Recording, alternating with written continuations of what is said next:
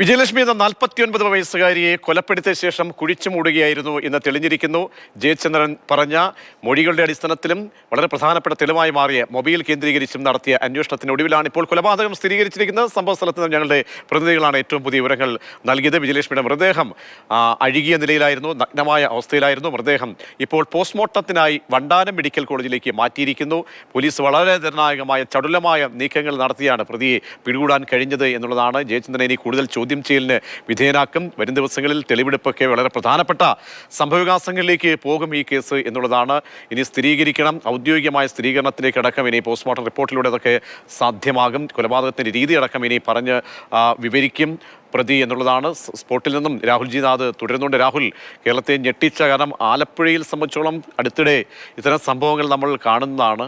ഇവിടെ വളരെ പ്രധാനപ്പെട്ട ഒരു തെളിവെന്ന് പ്രതി തന്നെ കാര്യങ്ങൾ പറഞ്ഞു കൊടുത്ത് പ്രതി തന്നെ അവിടെ കുറ്റസമ്മതം നടത്തി അവിടെ പോലീസിനെ ഒപ്പം എത്തി കാര്യങ്ങൾ വിവരിക്കുകയും മൃതദേഹം കണ്ടെത്താൻ കൂടി കഴിഞ്ഞത് കേസിനെ സംബന്ധിച്ച് വളരെ പ്രധാനപ്പെട്ട നിർണായക ഒരു ഘട്ടം പിന്നിട്ടിരിക്കുകയാണ്.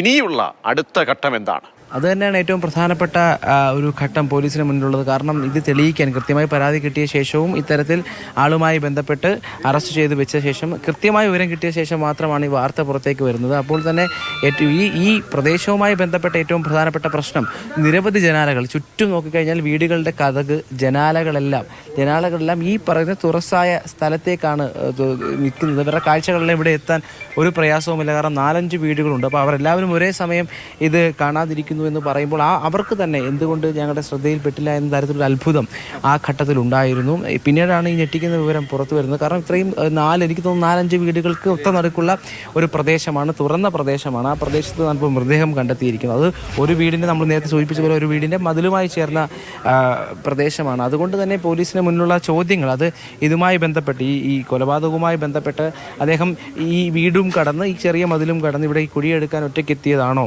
എന്നുള്ള ചോദ്യമുണ്ട്. മറ്റാരെങ്കിലും ഇത് കണ്ടിരുന്നോ അല്ലെങ്കിൽ കൂട്ടുനിന്നിരുന്നോ എന്നുള്ള ചോദ്യങ്ങളെല്ലാം പോലീസ് ബാക്കിയാക്കുന്നുണ്ട്. എന്തായാലും കുറ്റം കൃത്യമായി സമ്മതിച്ചിട്ടുണ്ട്. അതുമായി ബന്ധപ്പെട്ട് ആ കുറ്റകൃത്യം നടന്നതിന് പിന്നിലെ കാര്യങ്ങളും പ്രതി പറഞ്ഞിട്ടുണ്ട്. അത് പോലീസ് കൃത്യമായി അത് അന്വേഷിച്ച് ബോധ്യപ്പെടുന്ന ഘട്ടത്തിലാണ് ഇവിടെ നിന്ന് മൃതദേഹവുമായി പോകുന്നത്. അതിനപ്പുറത്തേക്ക് ഈ കേസിൽ മറ്റാരെങ്കിലും ഇടപെട്ടിട്ടുണ്ടോ എന്നുള്ള വലിയ ചോദ്യമാണ് ഉണ്ടാകുന്നത്. കാരണം ഈ പ്രദേശം തന്നെയാണ്, കാരണം അത്രമാത്രം ഒരു മൃതദേഹം കുഴിച്ചിടാൻ, വളരെ രഹസ്യമായി കുഴിച്ചിടാൻ തിരഞ്ഞെടുക്കാൻ കഴിയുന്നൊരു പ്രദേശമല്ല. ഞാൻ നേരത്തെ സൂചിപ്പിച്ചതുപോലെ ചുറ്റുപാടും വീടുകളാണ്. ആ വീടുകൾക്ക് നടുവിലുള്ള ഒരു തുറന്ന പ്രദേശമാണ്. ഒരു പക്ഷേ രാത്രി അനക്കം കേട്ടാൽ പോലും ആളുകൾ നോക്കി ആരെങ്കിലും ഇവിടെ ഉണ്ടോ എന്ന് നോക്കാൻ സാധ്യതയുള്ള ഒരു പ്രദേശമാണ്. ആ പ്രദേശം തിരഞ്ഞെടുക്കുമ്പോൾ അതെന്തുകൊണ്ട് അങ്ങനെ തിരഞ്ഞെടുത്തു, അല്ലെങ്കിൽ ഈ കുഴി, ഞാൻ നേരത്തെ സൂചിപ്പിച്ച കുഴിയുടെ ആഴം നോക്കുമ്പോൾ അതിൽ ഒരാൾ മാത്രം എടുക്കാൻ കഴിയുന്ന, ഒരാൾക്ക് മാത്രം സംഭവം നടന്ന അമ്പലപ്പുഴയിൽ നിന്നും കരൂരിലെ ഈ കൊലപാതകത്തിന്റെ കൂടുതൽ ഡീറ്റെയിൽസ് വിവരിച്ചത്.